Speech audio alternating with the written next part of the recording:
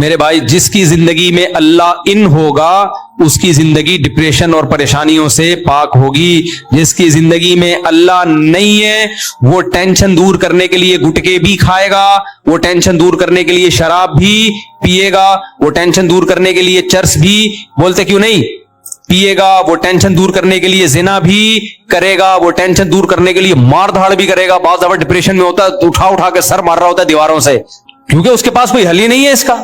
تو کافر یہ سارے کام کرتا ہے لیکن پھر بھی بہت نیک بنا ہوا ہے. آئیے ہمارے پاس ہے ڈپریشن کا علاج, آئیے ہمارے پاس ہے ٹینشن کا علاج. بھائی تمہارے پاس ٹینشن کا علاج ہوتا, نشہ سب سے زیادہ تمہارے ملکوں میں نہ ہوتا, شراب سب سے زیادہ تمہارے ملکوں میں نہ ہوتی, تو مسلمان بڑی بڑی پریشانیاں اٹھا کے بھی خوش رہ سکتا ہے. کافر چھوٹی سی پریشانی میں بھی خوش نہیں رہ سکتا. دیکھو دو قسم کے مریض ہوتے ہیں. ایک مریض تو وہ ہے جس کو پتا ہے میں بیمار ہوں, اس کو یہ نہیں پتا میری بیماری ٹھیک کہاں سے ہوگی, یہ کم درجے کا مریض ہے. ایک مریض وہ ہے جس بیچارے کو پتا ہی نہیں ہے کہ میں بیمار ہوں, وہ کینسر لے کے گھوم رہا ہے. میں اکثر ایک واقعہ سناتا ہوں. ہمارے ایک ریلیٹیو وہ گئے ڈاکٹر کے پاس, کوئی مسئلہ تھا ان کو ہلکا پھلکا سا. ڈاکٹر نے پورا الٹرا ساؤنڈ ایم آر آئی وغیرہ کرائی تو گردے میں کینسر نکلا. اب گردے کے کینسر کا تو کسی کو وہم بھی نہیں تھا کہ ان کے گردے میں کبھی کڈنی میں درد بھی نہیں ہوا. ڈاکٹر نے کہا یہ جو آپ مسئلہ بتا رہے ہو بھائی یہ تو چھوٹا مسئلہ ہے, اصل تو کچھ اور ہے. تو ان کا پورا گردہ آپریشن ہو کے نکلا. بہرحال بچ گئے وہ, کیونکہ اگر وہ تھوڑا دیر کر دیتے, اب وہ گردے کا ٹیسٹ کرانے تھوڑی گئے تھے, وہ تو ویسے ہی کسی کام کے سلسلے میں گئے تھے, نکل کے آیا کڈنی کا کینسر. تو بعض دفعہ انسان کو جو بیماری ہوتی ہے اس بیماری کا اس کو علم ہوتا ہی نہیں ہے, تو یہ زیادہ بڑی بیماری ہے. تو کافر جو ہے وہ چھوٹا بیمار نہیں ہے, وہ بڑا بیمار ہے, وہ بڑا بیمار ہے. اس کو یہ پتا ہی نہیں ہے کہ میرے اندر بیماریاں ہیں کیا. ناشکری. قرآن کہتا ہے کافر ان الانسان لربہ کفورا, انسان اپنے رب کا چھوٹا ناشکرا نہیں بہت بڑا ناشکرا ہے. تو آپ مجھے ایک بات بتاؤ, شکر گزار اچھا ہوتا ہے ناشکرا اچھا ہوتا ہے یا شکر گزار اچھا ہوتا ہے؟ شکر گزار اچھا ہوتا ہے نا. ناشکرا غیر اخلاقی حرکت ہے نا. تو اللہ کہتے ہیں سارے کافر کیا ہیں؟ ناشکرے. اور ہم کہتے ہیں کہ سارے کافر کیا ہیں؟ مسلمانوں سے اچھے. ہم کہہ رہے ہوتے ہیں نا منہ سے ارے مسلمانوں سے اچھے ہیں, تو اللہ ان کو یہ کیوں کہہ رہا ہے کہ بہت بڑے ناشکرے ہیں؟ یہ وجہ کیا ہے کہ وہ یہ فیصلہ ہی نہیں کر پا رہے ہیں کہ اصل بیماری ہے کیا, غیر اخلاقی کام ہے کیا. انہوں نے خود سے غیر اخلاقی اور اخلاقی کا معیار متعین کر لیا. خود سے زنا کرنے والے کو برا نہیں سمجھتے, وہ ماں باپ کے ساتھ برا سلوک کرنے والے کو برا نہیں سمجھتے, وہ شراب پینے والے کو برا نہیں سمجھتے, وہ اللہ کا انکار کرنا, اللہ کے ساتھ غیروں کو شریک کرنا, اس کو برا نہیں سمجھتے وہ. تو اس لیے اللہ تعالیٰ نے قرآن مجید اس لیے نازل کیا کہ اللہ نے فرمایا فیہ شفاء لما فی الصدور, تمہارے سینوں کے اندر جو بیماریاں چھپی ہوئی ہیں, جو برائیاں چھپی ہوئی ہیں, اس سے شفا صرف اور صرف قرآن سے ملے گی. قرآن کے علاوہ کوئی اور ذریعہ نہیں ہے. تو اب یہ جو میں نے آیت پڑھی ہے نا, اس میں بھی اللہ نے انسان کی اخلاقی بیماری کا تذکرہ کیا کہ ایک بہت بڑا ٹیکنیکل فالٹ انسان میں پایا جاتا ہے. ان الانسان خلق ہلوعا اذا مسہ الشر جزوعا وَإِذَا مَسَّهُ الْخَيْرُ مَنُوعًا.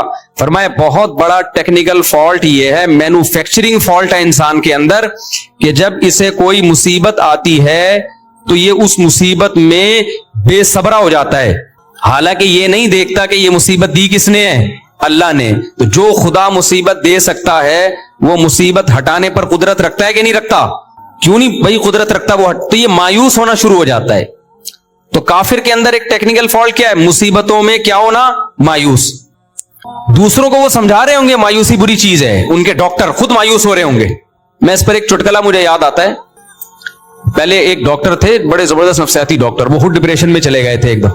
وہ خود بتا رہے ہیں کہ مجھے خود انہوں نے بتایا کہ میں لوگوں کی ڈپریشن کا علاج کرتا تھا, ایک دفعہ مجھے کوئی ٹینشن ہوئی تو میں ڈپریشن میں چلا گیا, اور کہنے لگا میرا علاج کون کرے گا.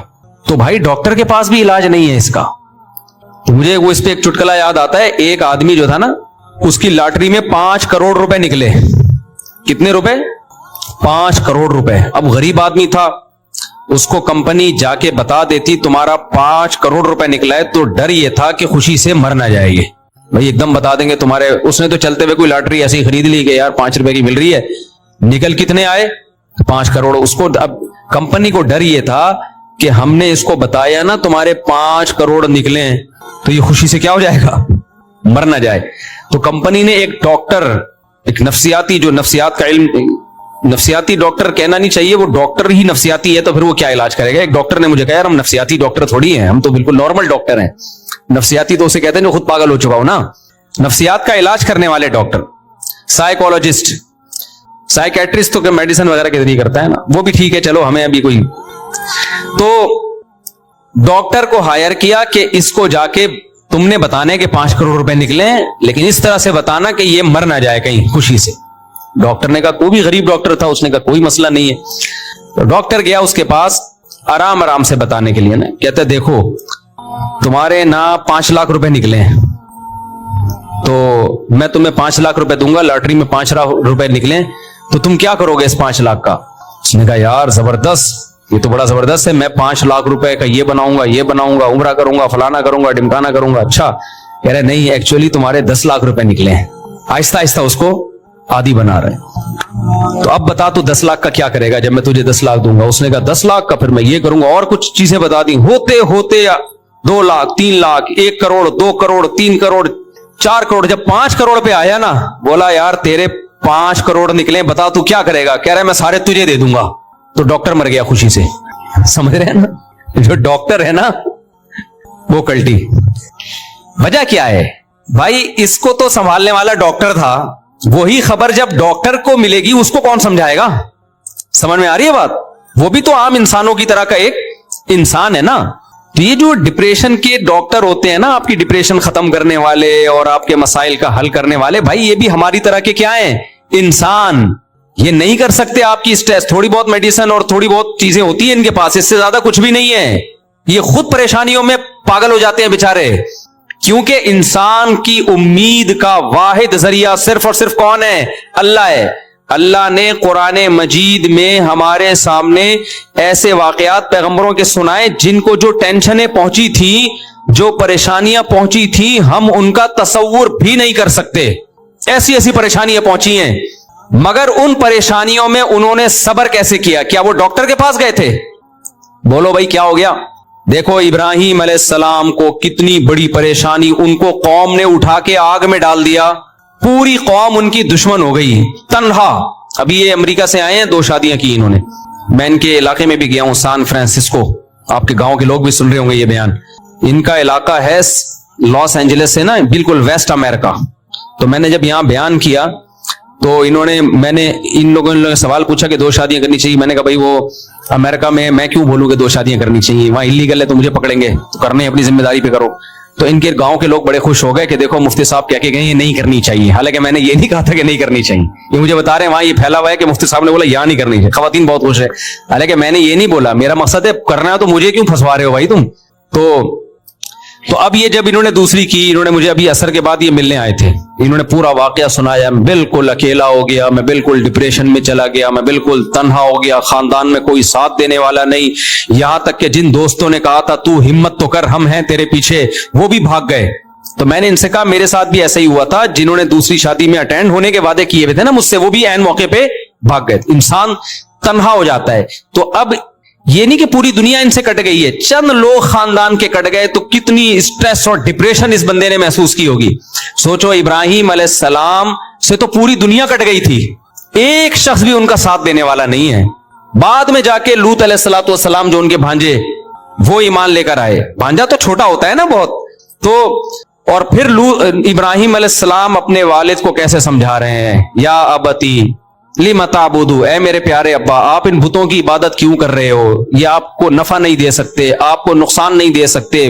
پیار سے سمجھا رہے ہیں. اور آگے رپلائی کیا آ رہا ہے کہ لئن لم تنتہی لارجمنک, اے ابراہیم تو دعوت سے باز نہیں آیا, پتھروں سے مار کے ہلاک کروں گا میں تجھے, معاذ اللہ.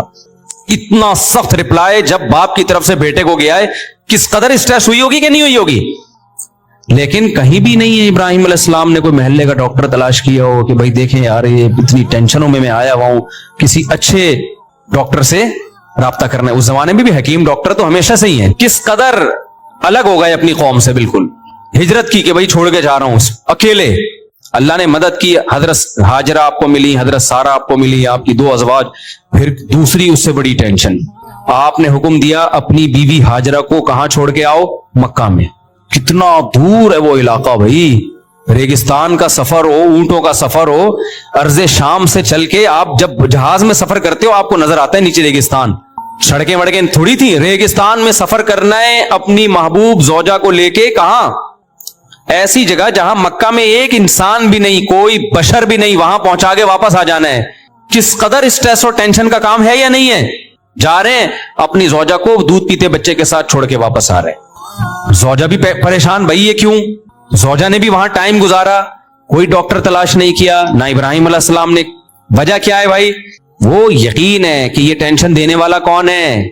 बोलते क्यों नहीं भाई, जब काम इत्तिफाकी होता है ना टेंशन होती है, जब पता है एक प्लान के तहत हो रहा है टेंशन नहीं होती। इसकी मैं एक मिसाल देता हूं। ये जो काफिर लोग हैं ना, ये समझते हैं दुनिया में जो भी हादसात हो रहे हैं, परेशानी आ रही है, वो बाय चांस है। वो क्या है, बाय चांस ऐसा हो गया, बाय चांस वो मर गया, बाय चांस ये हो गया। तो आदमी कहता है ये चांस मेरे साथ ही ऐसा पता नहीं क्यों हो रहा है, ठीक है ना। इसकी मिसाल देखो, आप कहीं जा रहे थे, आप जब जमीन पे बैठे इत्तिफाक से नीचे कांटा था, धाड़ करके चुभ गया, आपकी चीख निकलेगी ना, गुस्सा भी आएगा, यार ये क्या मुसीबत है, यार ये कौन सुई भूल गया था यहाँ पे। लेकिन एक प्लान के तहत जब सुई चुभ जाती है, डॉक्टर जब चुभता है, तो वैसी चीख बोलो नहीं निकलती, बल्कि इंसान अपनी चीख पे क्या करता है, कंट्रोल।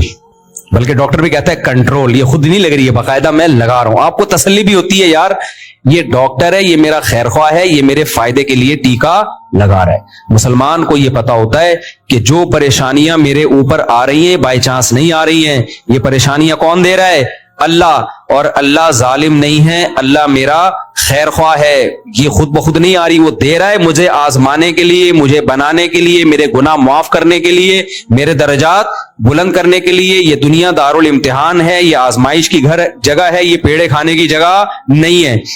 ये वो जज्बा है जो काफिर के पास नहीं होता। समझते हो कि नहीं समझते, काफिर इस बहुत बड़ी नेमत से महरूम है, उसको पता ही नहीं। लिहाजा उनके डॉक्टर भी जब परेशान होते हैं ना, तो वो भी डिप्रेशन में जाते हैं। नींद की गोलियां खा खा के सोते रहेंगे, वो एक अलग बात है, लेकिन वो भी टेंशन में जाते हैं। इब्राहिम अलैहिस्सलाम को देख लो, हजरत हाजरा ने जब पूछा ना इब्राहिम अलैहिस्सलाम से, आप मुझे यहां क्यों छोड़ के जा रहे हैं, तो उन्होंने फरमाया अल्लाह का हुक्म है। फरमाया, बुखारी की हदीस है, इज़ल्ला युज़य्यिउना, अगर ये अल्लाह का ऑर्डर है फिर अल्लाह हमें कभी भी जाया नहीं करेगा। जब अल्लाह की तरफ से कोई परेशानी आती है तो अल्लाह नुकसान पहुंचाने के लिए वो परेशानी नहीं दे रहा होता। याकूब अलैहिस्सलाम को देख लो, कुरान में वाकयात भरे हुए हैं। यूनुस अलैहिस्सलाम मछली के पेट में गए, वहां उन्होंने अल्लाह को याद किया। तो मेरे भाई, जिसकी जिंदगी में अल्लाह इन होगा उसकी जिंदगी डिप्रेशन और परेशानियों से पाक होगी। जिसकी जिंदगी में अल्लाह नहीं है वो टेंशन दूर करने के लिए गुटके भी खाएगा, वो टेंशन दूर करने के लिए शराब भी पिएगा, वो टेंशन दूर करने के लिए चर्स भी, बोलते क्यों नहीं, पिएगा, वो टेंशन दूर करने के लिए जिना भी करेगा, वो टेंशन दूर करने के लिए मार धाड़ भी करेगा। बहुत ज्यादा डिप्रेशन में होता है, उठा उठा के सर मार रहा होता है दीवारों से, क्योंकि उसके पास कोई हल ही नहीं है इसका। तो काफिर ये सारे काम करता है, लेकिन फिर भी बहुत नेक बना हुआ है। आइए हमारे पास है डिप्रेशन का इलाज, आइए हमारे पास है टेंशन का इलाज। भाई तुम्हारे पास टेंशन का इलाज होता, नशा सबसे ज्यादा तुम्हारे मुल्कों में ना होता, शराब सबसे ज्यादा तुम्हारे मुल्कों में ना होती, तो मुसलमान बड़ी बड़ी परेशानियां उठा के भी खुश रह सकता है। काफिर छोटी सी परेशानी में भी खुश नहीं रह सकता। तो मैं ये अर्ज कर रहा था कि अखलाकियात, इंसान को अंदर से इंसान का बच्चा बनाना, अंदर से ये ठीक हो जाए, ये कुरान के अलावा किसी के बस में नहीं है। तो इस यहां अल्लाह ने फरमाया, इन्नल इंसान खुलिका हलुआ, इंसान जल्दबाज है। इज़ा मस्सहु शर्रु जज़ुआ, जब उसको कोई मुसीबत पहुंचती है चीखने चिल्लाने लगता है, बेसब्री का मुजाहरा करता है। व इज़ा मस्सहुल खैरु मनुआ, जब खुशी पहुंचती है इतराने लगता है, कंजूस बन जाता है। तो आगे अल्लाह ने क्या फरमाया, इल्लल मुसल्लीन, फरमाया कुछ बंदे ऐसे हैं जो मुझ पर एतमाद और तवक्कुल करते हैं, मैं उनकी जिंदगी में इन हूं। तो जिसकी जिंदगी में अल्लाह है उसे यकीन है कि परेशानी कौन दे रहा है, अल्लाह। दूर कौन करेगा, अल्लाह। और वो परेशानी दे रहा है मेरे फायदे के लिए, मुझे रुसवा करने के लिए नहीं दे रहा। اگر کوئی یہ سمجھتا ہے نا اللہ مجھے پریشانی دے رہا ہے، اس کو مجھ سے کوئی دشمنی ہے معاذ اللہ، تو حدیث میں آتا ہے پھر جیسا یہ گمان رکھتا ہے اللہ معاملہ ویسا ہی کرتے ہیں اس کے ساتھ۔ کتنے لوگ میرے پاس آتے ہیں مجھے کہتے ہیں یار مفتی صاحب ایک پریشانی کے بعد دوسری، دوسری کے بعد تیسری، پتہ نہیں اللہ کو میں ہی ملاؤں۔ یہ جو الفاظ آپ منہ سے نکال رہے ہو نا، تو حدیث میں آتا ہے اللہ تعالیٰ فرماتے ہیں انا عند ظن عبدی بی، کہ میرا بندہ میرے بارے میں جو گمان کرے گا میں پھر ویسا ہی ہوں اس کے ساتھ۔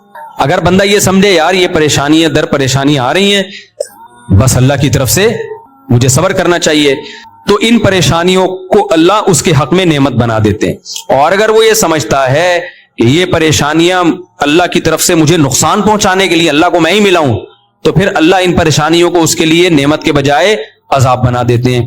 نبی صلی اللہ علیہ وسلم نے فرمایا کہ آپ صلی اللہ علیہ وسلم نے ایک بوڑھے کے پاس گئے، وہ شدید بخار میں تھا۔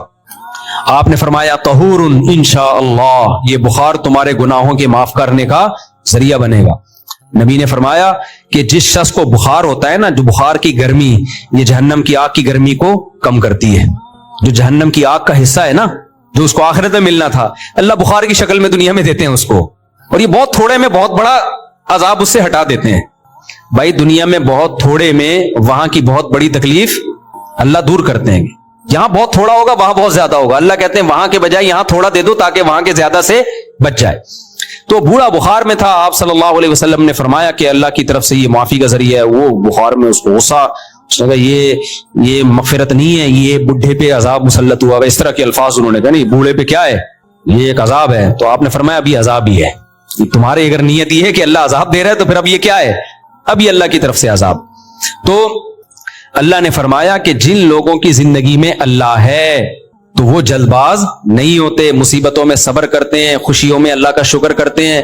لیکن جن کی زندگیوں میں اللہ ہے ان کی علامتیں کیا ہیں، آگے اللہ نے وہ علامتیں بتائی ہیں، کیونکہ ہر آدمی کہتا ہے میں اللہ کو مانتا ہوں، کہتا ہے کہ نہیں کہتا، تو اللہ نے علامتیں بتائیں۔ فرمایا کہ یہ زبانی دعویٰ قبول نہیں ہے کہ تم کہو میں اللہ پہ ایمان رکھتا ہوں۔ جن کی زندگی میں اللہ ہے، جو اللہ پہ اعتماد کرتے ہیں، وہ سمجھتے ہیں مصیبت دینے والا بھی اللہ، خوشیاں دینے والا بھی اللہ، تو اللہ نے فرمایا کہ ان کی علامت یہ ہے الا المصلین، کہ وہ نمازیں پابندی سے قائم کرتے ہیں۔